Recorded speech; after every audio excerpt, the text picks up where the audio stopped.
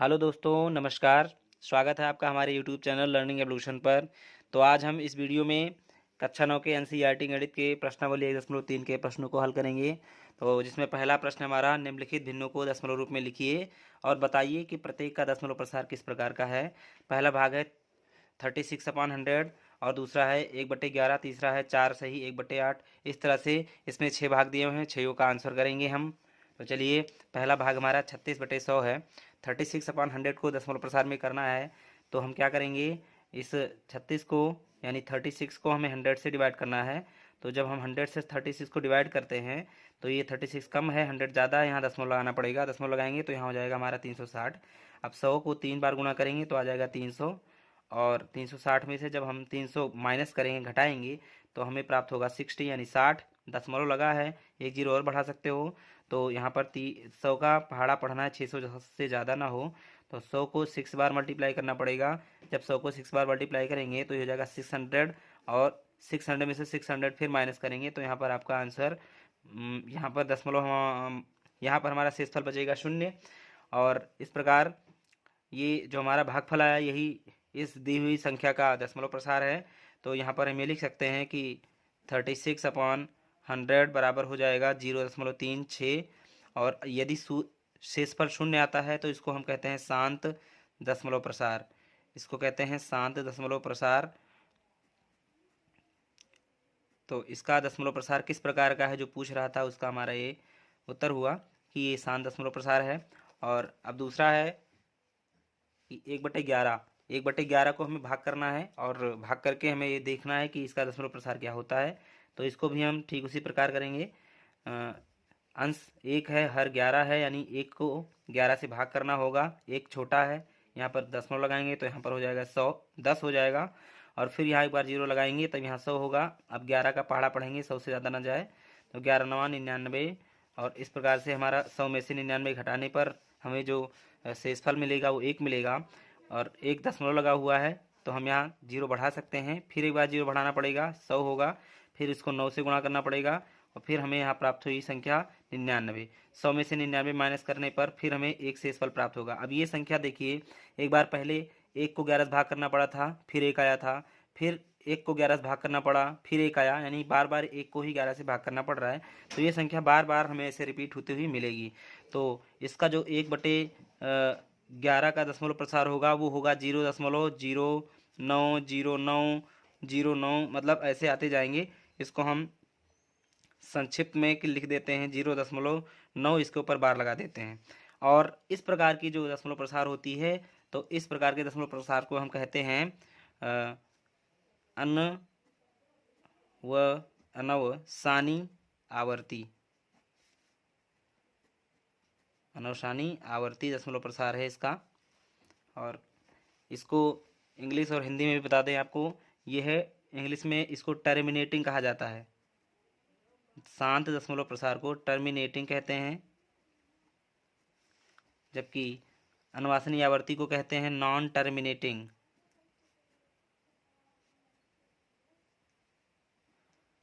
Non terminating है। अब तीसरा भाग है 4 सही 1/8। तो 4 सही 1/8 को हम लिखेंगे, पहले 4 को 8 से गुणा करेंगे और उसमें 1 जोड़ देंगे, यानी 4 8 32, 33/8 हो जाएगा ये।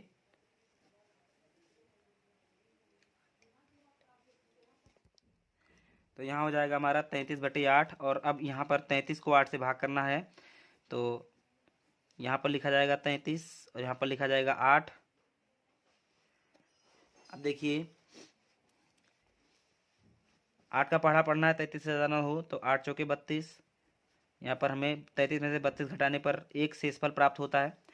फिर हम दशमलव लगा देंगे तो एक जीरो आ जाएगा। अब 8 का एक बार पहाड़ा पढ़ेंगे तो यहाँ हो जाएगा 8। 10 में से 8 घटाएंगे तो 2 बचेगा। दशमलव हमने लगा ही रखा है, यहाँ जीरो बढ़ा सकते हैं, तो यहाँ हो जाएगा 20। 8 का पहाड़ा पढ़ना है, 20 से ज़्यादा ना जाए, तो 8 दूनी 16 हो जाएगा। और फिर 20 में से 16 माइनस करेंगे तो यहाँ बचेगा 4। फिर पॉइंट लगा है, यानी दशमलव यहाँ पर लगा चुका है हम लोगों ने, तो यहाँ पर हम शून्य फिर बढ़ा सकते हैं। 8 का पहाड़ा 5 बार पढ़ना होगा तो यह जाएगा 40। हमें शेषफल 0 प्राप्त हो गया है। और ये संख्या आ गई है 4.125। तो यहाँ पर हम लिख सकते हैं इसका उत्तर हो जाएगा 4.125। अभी आप देख चुके हैं कि यहाँ पर शेषफल यदि शून्य आता है तो उसे शांत बोलते हैं, तो इसका दशमलव प्रसार भी शांत है, इसका दशमलव प्रसार भी शांत है। इसको इंग्लिश में हम लोग टर्मिनेटिंग बोलते हैं।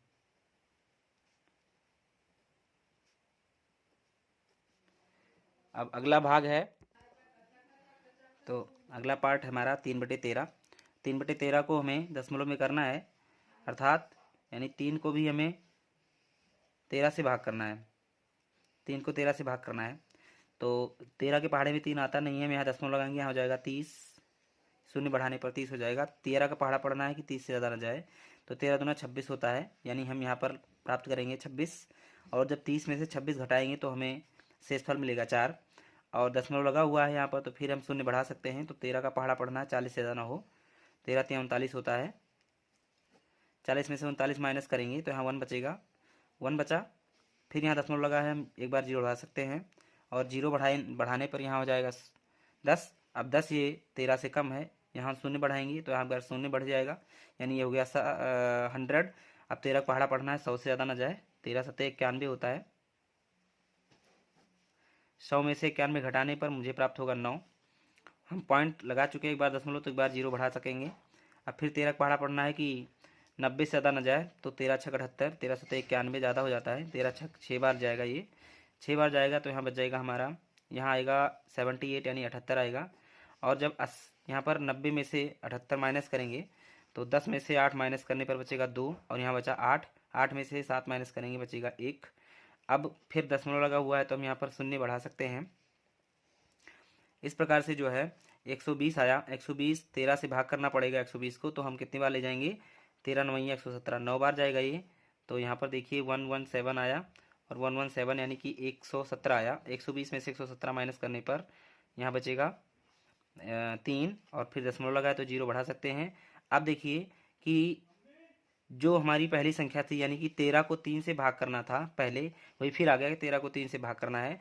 यदि 13 को 3 से फिर भाग करने के लिए आया तो फिर संख्या यहाँ से रिपीट हो जाएगी, 2 3 0 7 6 9, यही बार बार आएगा, 2 3 0 7 6 9, यानी कि फिर इसके बाद 2 फिर 3 फिर 0 7 6 9 आएगा। तो इसलिए यह संख्या बार बार रिपीट होगी। अब हम इसे लिख देंगे कि इसका दशमलव प्रसार हुआ 0.23076 इसके ऊपर बार लगा देंगे। बार लगाने का मतलब हुआ कि ये संख्या, ये पूरी संख्या एक बार इतना आएगी, फिर उसके बाद फिर यही संख्या रिपीट होगी। अब इस प्रकार के दशमलव प्रसार को हम अभी पीछे बता ही चुके हैं, इसे कहते हैं अनवसानी आवर्ती। अनवसानी आवर्ती है, इंग्लिश में इसे कहा जाता है नॉन टर्मिनेटिंग रिकरिंग,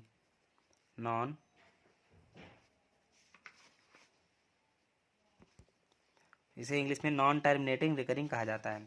और अगला भाग है 2/11। तो 2/11 को भी हम दशमलव प्रसार करेंगे, फिर बताएंगे इसका दशमलव प्रसार किस प्रकार का है। तो चलिए देखते हैं। यहाँ पर हमें फिर से इस 2 को 11 से भाग करना पड़ेगा, यानी अंश को हर से भाग करते हैं दशमलव प्रसार करने के लिए। 11 के पहाड़े में 2 नहीं आता, दशमलव लगाएंगे तो यहाँ पर हो जाएगा 20। अब 11 का पहाड़ा पड़ेगा 20 से ज़्यादा ना जाए, तो 11 का नाम 11, हमें प्राप्त होगा 9। अब इस 9 को 11 से भाग करना है तो दशमलव लगाएंगे, क्योंकि 9 कम है 11 ज़्यादा है, फिर दशमलव यहाँ लगा हुआ है तो ये जीरो बढ़ा सकते हैं हम। अब 11 का पहाड़ा पढ़ना 90 से ज़्यादा है, तो 11 8 88 होता है। और फिर हमें यहाँ पर 90 में से जो है 90 में से 88 माइनस करेंगे 2 आएगा। फिर 11 से 2 को भाग करना है। जैसे कि देखिए पहले भी 11 से 2 को भाग करना था, फिर दोबारा 11 से 2 को भाग करना है, बार बार संख्या फिर यहाँ से रिपीट होगी। तो इस यहाँ पर हम लिख देंगे 0 दशमलव क्या आया इसका 1 8 1 8, यानी 181818 बार बार रिपीट करेगा। तो ये जब बार बार आती है संख्या तो उसको हम उसके ऊपर बार लगा देते हैं शॉर्ट में लिखने के लिए। इसको हम कहेंगे कि ये भी, इसका भी दशमलव प्रसार कैसा है, अनवसानी है और अनवसानी आवर्ती है, अनवसानी आवर्ती है, ठीक है, यानी इंग्लिश में नॉन टर्मिनेटिंग और रिकरिंग है।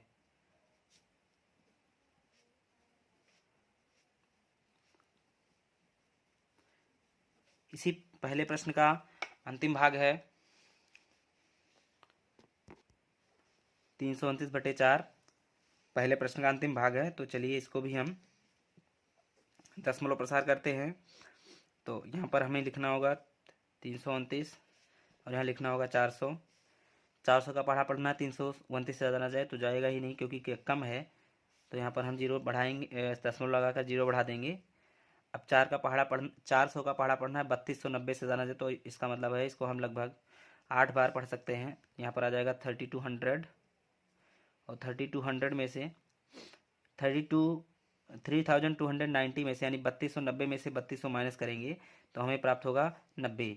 ठीक है, माइनस करने पर 90 आएगा। हम दशमलव लगा चुके हैं, एक बार हम जीरो बढ़ा देंगे तो जीरो बढ़ाएंगे 900 हो जाएगा। 400 का पहाड़ा पढ़ना, 900 से ज़्यादा ना जाए तो यहाँ पर हम जो है 2 बार लेकर जाएंगे इसको। तो यहाँ पर जाएगा 800, बचेगा हमारा 100। माइनस करने पर दशमलव लगा हुआ है, जीरो बढ़ा सकते हैं। फिर से हम 2 बार लेकर जाएंगे तो 2 बार ले जाएंगे तो ये हो जाएगा हमारा 800। यहाँ पर 0 0 और 10 में से 2 घटाने पर 200 बचेगा, दशमलव लगा हुआ है, जीरो बढ़ा सकते हैं।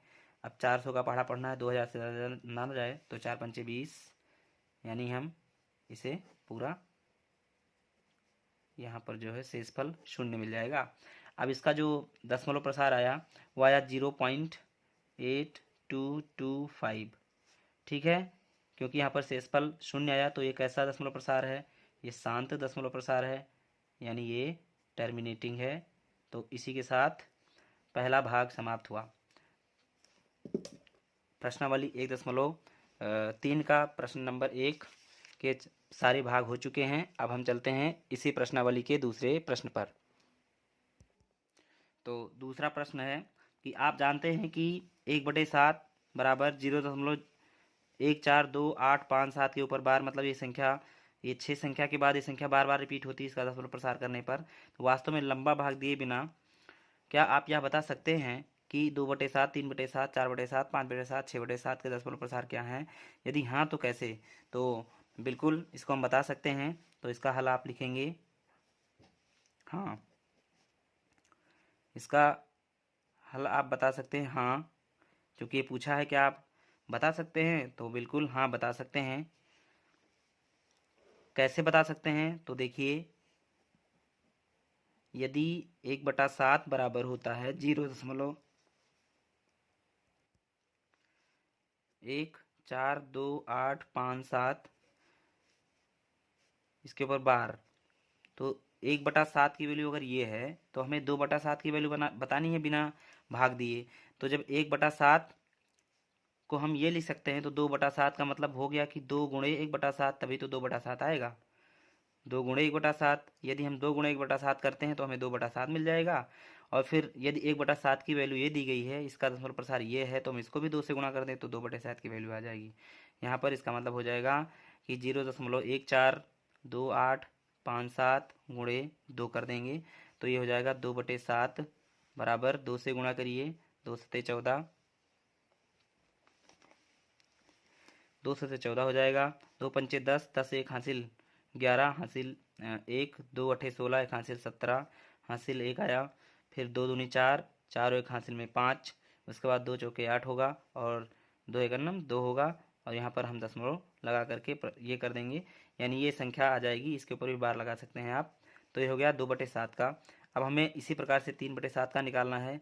तो जब 1/7 की वैल्यू ये दी गई है तो हम 3/7 की वैल्यू निकालने के लिए 1/7 को 3 से गुणा करेंगे।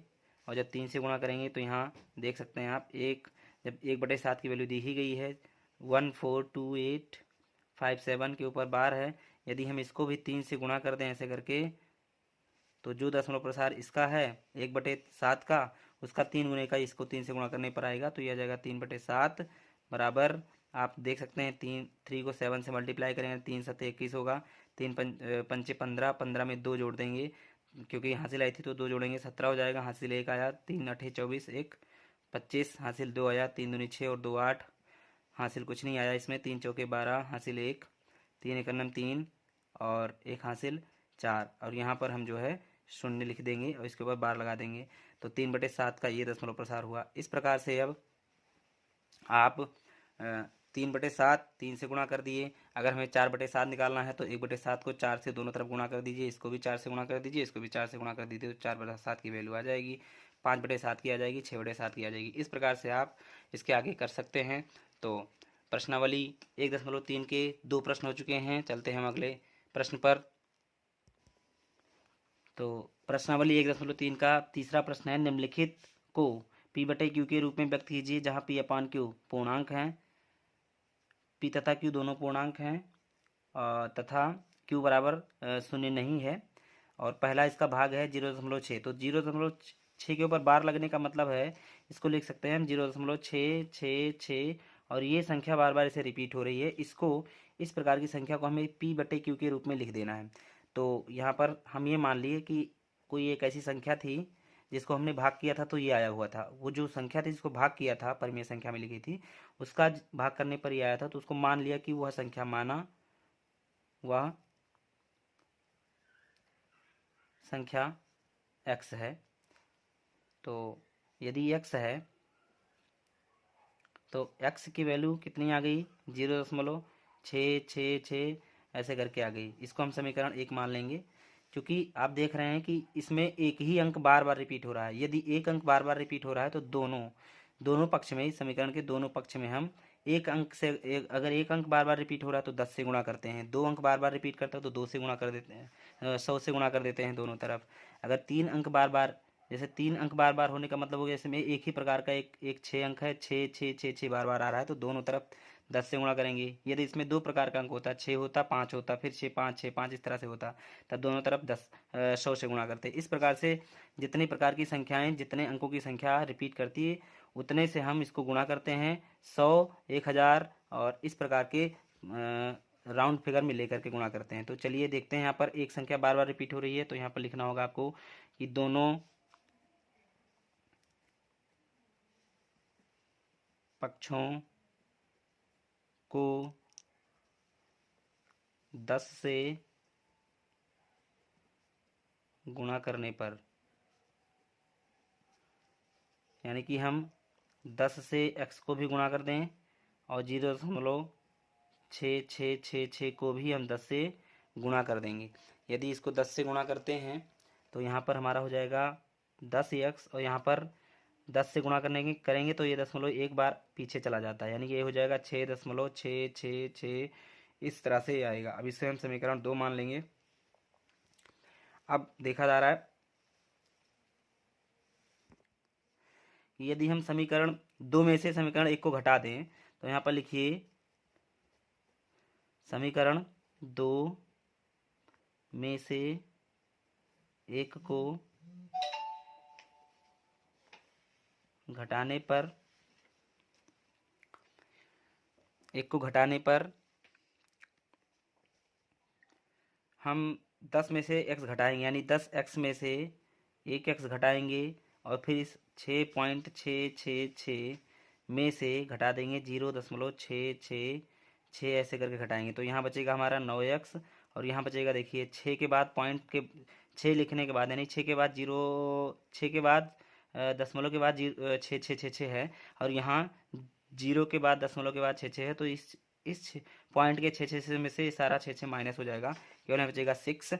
अब यहाँ पर हम देख रहे हैं कि यदि हम इस x को यहाँ निकाल लें तो ये हो जाएगा 6/9, और इसे काट देंगे तो आ जाएगा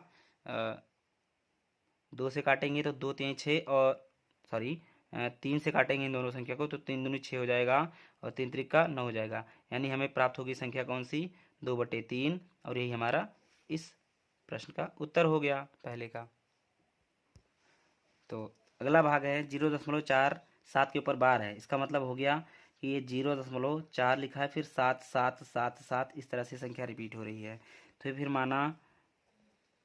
माना x बराबर है 0.477777, हम इसको समीकरण 1 मान लें। अब इसमें भी देखिए कि इसमें भी एक ही अंक है जो 7, और वो बार बार रिपीट हो रहा है। तो फिर हम यहाँ पर लिखेंगे कि समीकरण 1 के दोनों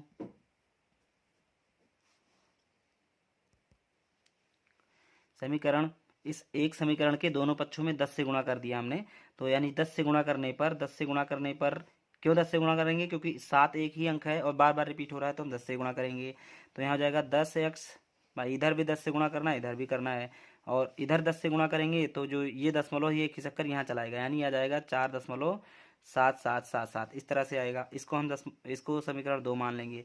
अब समीकरण 2 में से समीकरण 1 को माइनस करने पर, घटाने पर, तो यहाँ पर लिखा जाएगा कि समीकरण 2 में से समीकरण 1 को घटाने पर, तो यानी 10x में से x को घटा दीजिए, 10x माइनस x, और इधर 4.7777 में से जो ऐसे आ रहा है, इसमें से माइनस करना है समीकरण 1 यानी 0.4777, इस तरह से। अब 10x में से x घटाएंगे तो यहाँ बचेगा केवल 9x, और जब 4.77 में से, यहाँ पर मैं घटा के आपको दिखा दूँ, 4.777 लिख दीजिए ऐसे, और यहाँ 0.477 ऐसे लिख दीजिए। इसको माइनस करेंगे तो यहाँ पर 7 में से 7 जाएंगे, जो भी इधर आएगी वैल्यू सब 0 आ जाएगी, लेकिन 7 में से 4 माइनस करेंगे तो यहाँ जाएगा 3, और यहाँ 4 में से 0 माइनस करेंगे तो यहाँ जाएगा 4। ठीक है, अब यहाँ गया 4.3, तो यहाँ लिख देंगे 4.3। अब देखिए x की जब वैल्यू इधर निकालोगे तो 9 इसके नीचे चला जाएगा, यानी हो जाएगा 4.3 यानी 4.3, और बटे में 9, इसके नीचे 9 आ गया, यहाँ से दशमलव हटाएंगे तो यहाँ हो जाएगा 90, यानी आपका ये आंसर आएगा 43/90। ये हो गया इस प्रश्न का उत्तर। इसी प्रश्न का अगला पार्ट है